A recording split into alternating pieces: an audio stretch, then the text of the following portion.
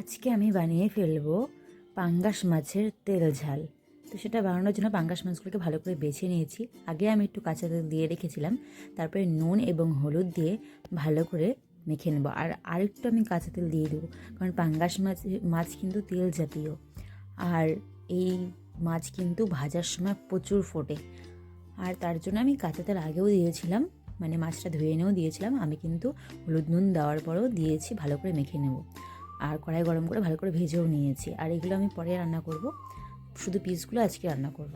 তো তার জন্য কেটে নিয়েছি পেঁয়াজ, কাঁচা লঙ্কা, আলু, টমেটো নিয়ে নিয়েছি। আর পেঁয়াজ, আদা, কাঁচা লঙ্কা নিচ্ছি, আর দিয়ে দিচ্ছি 2 পিস টমেটো, আর দিয়ে দিচ্ছি জিরা, কাঁচা জিরা।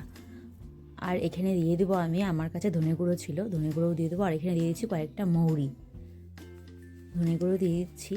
এগুলো দিয়ে কিন্তু ভালো করে পেস্ট করে নিতে লাগবে। আর কড়াইয়ে যেহেতু মাছ ভাজার তেল রয়েছে, সেখানে আমি আর কিছু দিলাম না, সামান্য জিরা ফোড়ন দিলাম।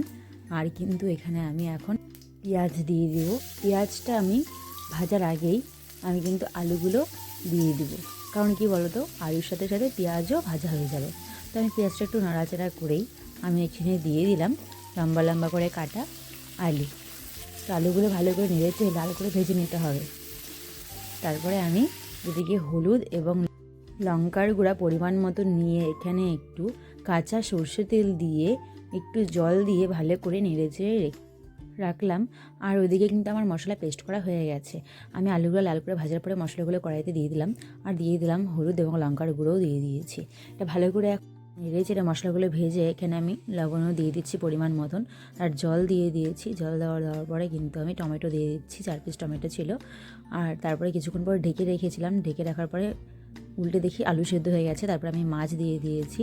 মাছ দিয়ে দেওয়ার পরে কিন্তু আমি একটু ফুটানোর পরেই এখানে দিয়ে দেবো একটু গরম মশলা, আর এখানে দিয়ে দেবো একটু ধনিয়া পাতা দিয়ে আমি নামিয়ে। ভালো লাগলে সাবস্ক্রাইব করতে কিন্তু একদমই ভুলবে না চ্যানেলটিকে।